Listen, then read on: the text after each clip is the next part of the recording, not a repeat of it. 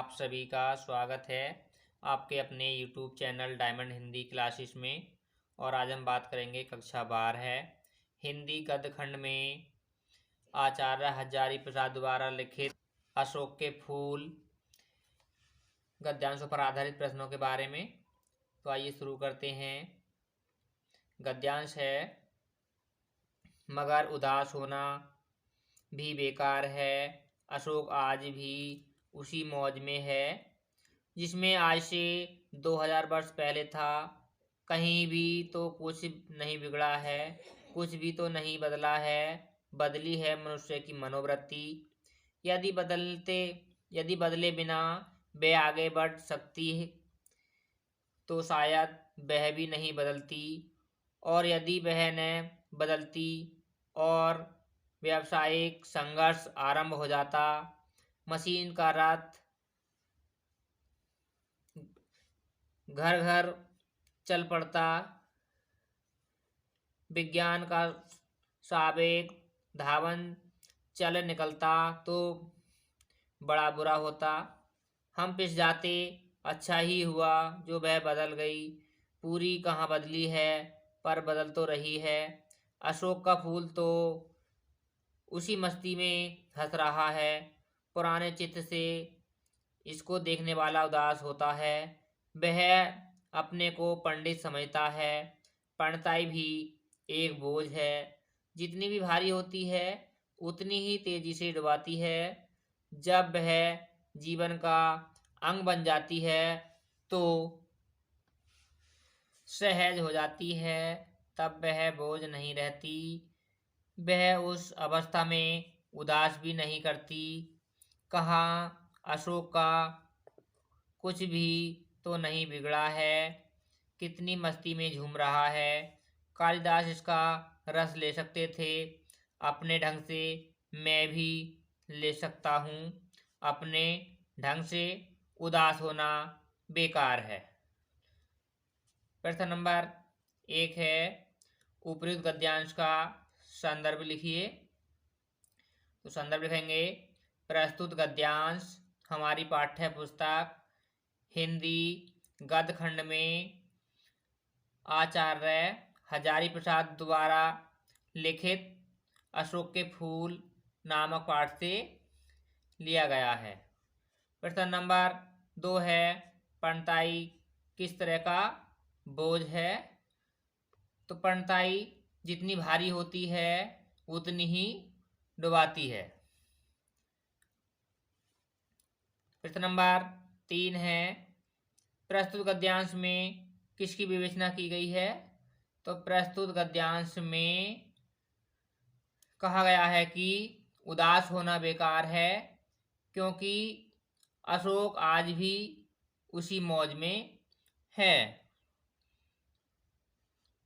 प्रश्न नंबर 4 है, प्रस्तुत गद्यांश में लेखक किसकी मनोवृत्ति बदलने की बात कर रहा है। तो प्रस्तुत गद्यांश में लेखक मनुष्य की मनोवृत्ति बदलने की बात कर रहा है। प्रश्न नंबर 5 है, गद्यांश के रेखांकित अंश की व्याख्या कीजिए। तो व्याख्या करेंगे, हजारी प्रसाद द्विवेदी जी कहते हैं कि पंडिताई भी एक प्रकार का बोझ है, जितनी भी भारी होती है उतनी ही तेजी से डुबाती है, और जब पंडिताई जीवन का एक अंग बन जाती है तो सहज हो जाती है, और फिर वह बोझ नहीं रहती है। प्रश्न नंबर 6 है, लेखक के अनुसार किसमें परिवर्तन हुआ है। तो लेखक के अनुसार मनुष्य की मनोवृत्ति में परिवर्तन हुआ है। प्रश्न नंबर 7 है, मनोवृत्ति और धावन शब्द को आश्रय लिखिए। तो मनोवृत्ति का अर्थ है बदलाव, यानी समय के साथ साथ मानव में होने वाला परिवर्तन। धावन का अर्थ है विज्ञान का पूरी गति से दौड़ना। प्रश्न नंबर 8 है, अशोक आज भी उसी मौज में क्यों है। तो अशोक आज भी उसी मौज में इसलिए है क्योंकि परिवर्तन उसके लिए कोई आईने नहीं रखता है। गद्यांश नंबर अड़े है, इसके बाद है गद्यांश नंबर। कहते हैं दुनिया बड़ी भुलक्कड़ है, केवल उतना ही याद रखती है जितने से उसका स्वार्थ सधता है, बाकी को फेंककर आगे बढ़ जाती है। शायद अशोक से भी उसका स्वार्थ नहीं सधा, क्यों उसे वह याद रखती, सारा संसार स्वार्थ का अखाड़ा ही तो है। प्रश्न नंबर 1 है, उपर्युक्त गद्यांश का संदर्भ लिखिए।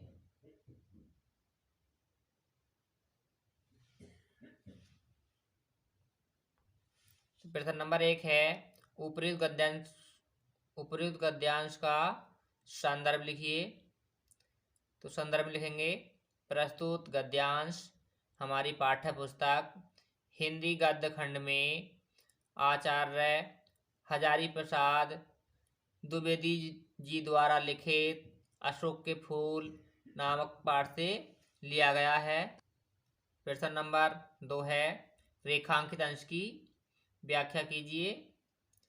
तो व्याख्या में लिखेंगे, द्विवेदी जी कहते हैं कि यह संसार बड़ा स्वार्थी है, वह उन्हीं बातों को याद रखता है जिनसे उसका कोई स्वार्थ सिद्ध होता है, अन्यथा व्यर्थ की स्मृतियों से वह अपने आप को बोझिल नहीं बनाना चाहता। यह उन्हीं वस्तुओं को याद रखता है जो उसके दैनिक जीवन की स्वार्थ पूर्ति में सहायता पहुंचाती हैं। बदलते समय की दृष्टि के अनुपयोगी होने से यदि कोई वस्तु उपेक्षित हो जाती है तो उसे भूलकर आगे बढ़ जाता है। प्रश्न नंबर 3 है, सारा संसार स्वार्थ का अखाड़ा ही तो है, इसे स्पष्ट कीजिए। तो संपूर्ण संसार स्वार्थी है, यानी प्रत्येक मनुष्य स्वार्थी है, क्योंकि संपूर्ण संसार स्वार्थ के लिए ही अखाड़ा लड़ रहा है। प्रश्न नंबर 4 है, लेखक ने गद्यांश में किस प्रकार के लोगों को स्वार्थी कहा है। तो लेखक ने गद्यांश में भुलक्कड़ लोगों के लिए स्वार्थी कहा है। प्रश्न नंबर 5 है, प्रस्तुत गद्यांश में किस प्रसंग की चर्चा की गई है। तो प्रस्तुत गद्यांश में मनुष्य के स्वार्थ और अशोक की विस्मृति की चर्चा की गई है। यानी प्रस्तुत गद्यांश में मनुष्य के स्वार्थ और अशोक की विस्मृति यानी भुलाने की चर्चा की गई है। अगला गद्यांश है, अशोक का वृक्ष जितना भी मनोहर हो उतना भी रहस्यमय हो, जितना भी अलंकार में हो, परंतु है वह उस विशाल सामंत सभ्यता की परिष्कृत रुचि का ही प्रतीक जो साधारण प्रजा के परिश्रमों पर पली थी। उसके रक्त से संसार कणों को खाकर बड़ी हुई थी और लाखों करोड़ों की अपेक्षा से जो समृद्ध हुई थी, वे सामंत उखड़ गए, समाज ढह गए और मदोत्सव की धूमधाम भी मिट गई। संतान कामनियों को गंधर्वों से अधिक शक्तिशाली देवताओं का वरदान मिलने लगा। पीरों ने, भूत भैरवों ने, काली दुर्गा ने यक्षों की इज्जत घटा दी। दुनिया अपने रास्ते पर चली गई। शोक पीछे छूट गया, यानी अशोक है ये, शोक की जगह अशोक पीछे छूट गया। प्रश्न नंबर 1 है, सामंत सभ्यता की परिष्कृत रुचि का प्रतीक कौन है? तो सामंत सभ्यता की परिष्कृत रुचि का प्रतीक अशोक है। प्रश्न नंबर 2 है, लाखों करोड़ों की उपेक्षा में कौन समृद्ध हुई थी? तो लाखों करोड़ की उपेक्षा में सामंत सभ्यता की परिष्कृत रुचि प्रतीक यानी समृद्ध हुई थी। प्रश्न नंबर 3 है, आज उस सामंती सभ्यता की स्थिति क्या है? यानी आज उस सामंती सभ्यता की क्या स्थिति है? तो आज उस सामंती सभ्यता उखड़ गई है और उसका समाज नष्ट हो गया है। प्रश्न नंबर 4 है, रेखांकित अंश की व्याख्या कीजिए। तो व्याख्या में लिखेंगे, सामंतों और पूंजीपतियों की वह बादशाहत अब समाप्त हो गई है, इसलिए उनके द्वारा अपने आमोद प्रमोद और मौज मस्ती के लिए आयोजित किए जाने वाले मदनोत्सव जैसे पर्वों की धूमधाम भी अब समाप्त हो गई है। प्रश्न नंबर 5 है, पाठ का शीर्षक तथा लेखक का नाम उल्लेख कीजिए। तो पाठ का शीर्षक अशोक के फूल, लेखक का नाम आचार्य हजारी प्रसाद द्विवेदी। प्रश्न नंबर 6 है, अशोक का वृक्ष किसका प्रतीक है? तो अशोक का वृक्ष सामंत सभ्यता की परिष्कृत रुचि का प्रतीक है। प्रश्न नंबर 7 है, सामंत सभ्यता किसके आधार पर पली बढ़ी? तो सामंत सभ्यता साधारण प्रजा के परिश्रमों पर पली बढ़ी। प्रश्न नंबर 8 है, संतान कामनियों को किसका वरदान प्राप्त होने लगा? तो संतान कामनियों को देवताओं का वरदान, पीरों का, भूत भैरवों का और काली दुर्गा का वरदान प्राप्त होने लगा। प्रश्न नंबर 9, यक्षों की प्रतिष्ठा किसने घटा दी थी? यानी यक्षों की प्रतिष्ठा किसने घटा दी? तो यक्षों की प्रतिष्ठा पीरों ने, भूत भैरवों ने, काली दुर्गा ने घटा दी। प्रश्न नंबर 10, अशोक के वृक्ष की क्या विशेषताएं हैं? तो अशोक का वृक्ष मनोहर है, अशोक रहस्यमय है, अशोक अलंकारमय है और अशोक विशाल है। प्रश्न नंबर 11, सामंत सभ्यता से क्या तात्पर्य है?